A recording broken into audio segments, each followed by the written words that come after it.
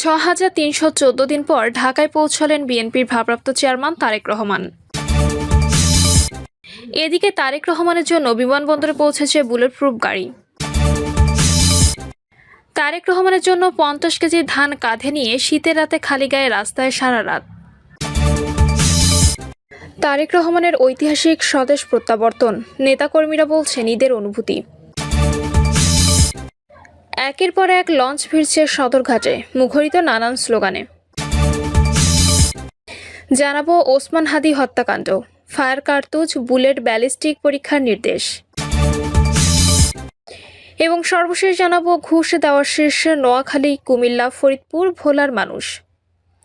দর্শক, শুনছিলেন সংবাদ শিরোনাম, এবার জানিয়ে দিব বিস্তারিত সংবাদ। তবে তার আগে অনুরোধ থাকবে ভিডিওটিতে একটি লাইক দিন এবং ভিডিও সম্পর্কে আপনাদের গুরুত্বপূর্ণ মতামত কমেন্ট করে জানিয়ে দিন।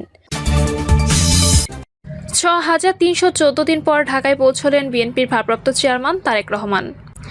তাকে বহনকারী উড়োজাহাজটি বৃহস্পতিবার বেলা ১১টা ৪০ ঢাকার হযরত শাহজালাল আন্তর্জাতিক বিমানবন্দরে অবতরণ করেছে। বেবি চকের মুখপাত্র কাউসার মাহমুদ অবতরণের বিষয়টি নিশ্চিত করেছেন। ইমিগ্রেশন প্রক্রিয়া সম্পন্ন করার পর বিএনপির স্থায়ী কমিটির সদস্যরা তাকে আনুষ্ঠানিকভাবে স্বাগত জানাবেন।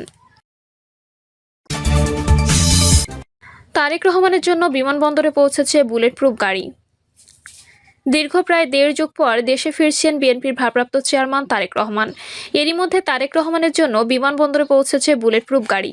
সকাল ৭টার কিছুক্ষণ আগে গাড়িটি বিমানবন্দরে পৌঁছায়। এই গাড়িতে করে বিমানবন্দর থেকে নানা কর্মসূচিতে যাবেন তারেক রহমান। তারেক রহমানের জন্য ৫০ কেজি ধান কাঁধে নিয়ে শীতের রাতে খালি গায়ে রাস্তায় সারা রাত। দীর্ঘ ১৭ বছর পর দেশে ফিরেছেন বিএনপির ভারপ্রাপ্ত চেয়ারম্যান তারেক রহমান। তার সঙ্গে দেশে এসেছেন স্ত্রী ডক্টর জোবাইদা রহমান এবং কন্যা ব্যারিস্টার জাইমা রহমান। তাকে বহনকারী বিমানটি সিলেটের ওসমানী আন্তর্জাতিক বিমানবন্দরে অবতরণ করেছে। দেশের আকাশে ঢোকার পর তারেক রহমান একটি ফেসবুক পোস্ট করেছেন। সেখানে লিখেছেন, দীর্ঘ ৬,৩১৪ দিন পর বাংলাদেশের আকাশে। তার জন্য রাজধানীর পূর্বাঞ্চলের ৩৬শে জুলাই এক্সপ্রেসওয়ে, যা ৩০০ ফিট নামে পরিচিত, সেখানে নির্মাণ করা হয়েছে সংবর্ধনা মঞ্চ। সামনে অবস্থান নিতে শুরু করেছেন নেতাকর্মীরা। জাতীয় দলীয় পতাকা, স্লোগান ও প্লাকার্ডে পুরো এলাকা পরিণত হয় উৎসবমুখর জনসমুদ্রে। সেখানে দেখা গেছে একটি ব্যতিক্রমী দৃশ্য। শেরপুর থেকে আসা অটোচালক মোহাম্মদ রিয়াজউদ্দিন কাঁধে করে নিয়ে এসেছেন প্রায় ৫০ কেজি ধান। খোলা গায়ে শীতের রাতে রাস্তাতে কাটিয়েছেন পুরো রাত। রিয়াজউদ্দিন বলেন, শেরপুর থেকে এসেছি শুধু প্রিয় নেতাকে দেখব বলে। কাঁধে প্রায় ৫০ কেজি ধান নিয়ে সারা রাত খালি গায়ে রাস্তায় কাটিয়েছি। আমার কোনো শীত লাগেনি, উল্টো গরম লেগেছে। আমার নেতা আসছেন, শীত আবার কিসের? তাকে না দেখে এখান থেকে যাব না। ধানগুলো তারেক রহমানকে দিতে চাই। তারেক রহমানের ঐতিহাসিক স্বদেশ প্রত্যাবর্তন, নেতাকর্মীরা বলছেন ঈদের অনুভূতি। তারেক রহমানের ঐতিহাসিক স্বদেশ প্রত্যাবর্তন উপলক্ষে তাকে স্বাগত জানাতে সাভার, আশুলিয়া ও ধামরাই থেকে ছোট বড় বিভিন্ন যানবাহন যোগে ৩০০ ফিটের উদ্দেশ্যে রওনা হয়েছেন বিএনপি ও এর অঙ্গ সংগঠনের নেতাকর্মীরা। ঢাকা আরিচা মহাসড়কের নবীনগর চন্দ্রা মহাসড়কের বাইপাইল ও সাভারের বিভিন্ন বাসস্ট্যান্ডে ছোট বড় মিছিল ও গাড়িবহর নিয়ে জড়ো হতে থাকে নেতাকর্মীরা। পরে তারা শাহজালাল আন্তর্জাতিক বিমানবন্দরের উদ্দেশ্যে রওনা হন। বিএনপি নেতাকর্মীরা বলেন, তারেক রহমান বীরের বেশে আসবে দেশে, এটা স্লোগান ঘিরে সারা দেশের মানুষের স্বপ্ন ছিল। সেটি বাস্তবায়নের জন্য তারেক রহমান দেশ গড়ার পরিকল্পনা নিয়ে বিএনপি রাষ্ট্র মেরামতের ৩১ দফা নিয়ে মানুষের ভাগ্য উন্নয়নের জন্য তিনি আসছেন। এ সময় ঢাকা জেলা স্বেচ্ছাসেবক দলের আহ্বায়ক নাজমুল হাসান অভি বলেন, ঈদ হলে যেমন অনুভূতি হয় বিএনপি নেতাকর্মীদের মাঝে তেমন অনুভূতি দেখা দিয়েছে। তাই সারা দেশের সব স্তরের মানুষ তারেক রহমানকে স্বাগত জানাতে ৩০০ ফিটের দিকে রওনা হয়েছেন। একের পর এক লঞ্চ ভিড়ছে সদরঘাটে, মুখরিত নানান স্লোগানে। পৌষের হাড়কাঁপানো শীত, চারদিকে ঘন কুয়াশার চাদর। বুড়িগঙ্গার বুকে তখনও ভোরের আলো ঠিকমতো ফোটেনি, কিন্তু চিরচেনা রাজধানীর প্রধান নদী বন্দর সদরঘাট লঞ্চ টার্মিনালে আজ অন্যরকম এক চাঞ্চল্য। ঘড়ির কাঁটায় তখন ভোর ৪টা। দক্ষিণবঙ্গের জেলা বরিশাল, ভোলা, পটুয়াখালী, ঝালকাঠি থেকে একে একে ঘাটে ভিড়তে শুরু করেছে বিশালাকার সব লঞ্চ। অন্যান্য দিনের তুলনায় আজ সকালে দৃশ্যপট সম্পূর্ণ ভিন্ন। ডেক থেকে শুরু করে কেবিন, প্রতিটি তলায় তিল ধারণের জায়গা নেই।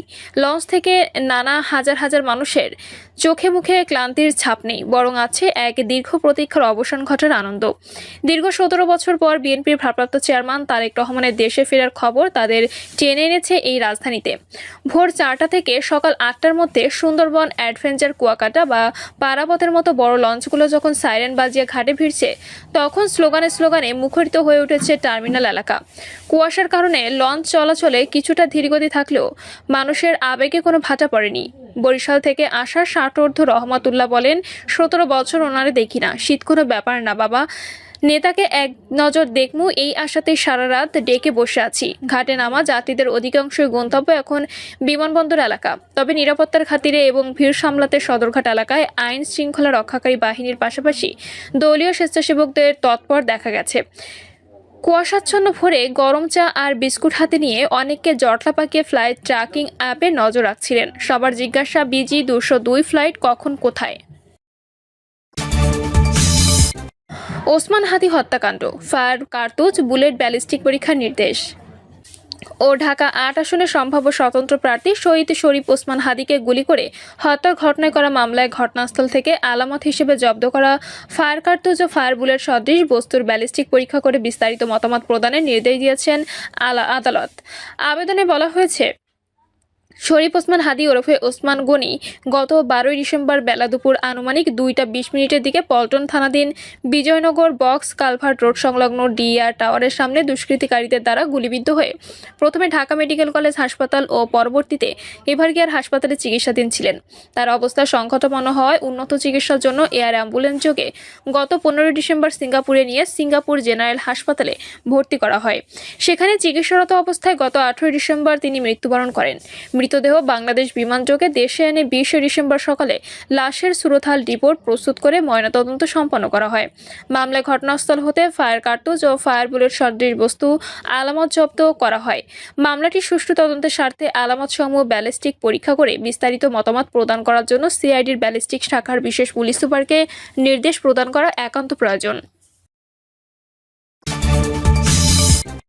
ঘুষ দেওয়ার শীর্ষে নোয়াখালী, কুমিল্লা, ফরিদপুর, ভোলার মানুষ। দেশের সরকারি সেবা নিতে গিয়ে সবচেয়ে বেশি ঘুষ দেন ধনী ব্যক্তিরা। সবচেয়ে বেশি ঘুষ দিচ্ছেন নোয়াখালী জেলার মানুষ, তবে কম ঘুষ দিচ্ছেন চাঁপাইনবাবগঞ্জের মানুষ। বাংলাদেশ পরিসংখ্যান ব্যুরোর সিটিজেন পারসেপশন সার্ভে 2025 শীর্ষক জরিপে চূড়ান্ত প্রতিবেদন এই তথ্য উঠে এসেছে। এ উপলক্ষে দুপুরে রাজধানীর আগারগাঁওয়ে পরিসংখ্যান ভবনে অনুষ্ঠানের আয়োজন করে বিবিএস। এতে প্রধান অতিথি ছিলেন পরিকল্পনা বিভাগের সচিব এস.এম. শাকিল আক্তার। অনুষ্ঠানে জরিপের তথ্য তুলে ধরেন সিপিএস প্রকল্পের পরিচালক রাশেদ ই মাস্তাহাব। জরিপে দেখা গেছে, গত 12 মাসে যারা সরকারি কর্মকর্তাদের সঙ্গে যোগাযোগ করেছেন এবং ঘুষ দিয়েছেন, তাদের মধ্যে 35.16% হলেন সবচেয়ে ধনী শ্রেণীর। তুলনামূলকভাবে সবচেয়ে দরিদ্র শ্রেণীতে এই হার 25.92%। অর্থাৎ দেশের মানুষের আয় বৃদ্ধির সঙ্গে সঙ্গে ঘুষ দেওয়ার প্রবণতাও বাড়ছে।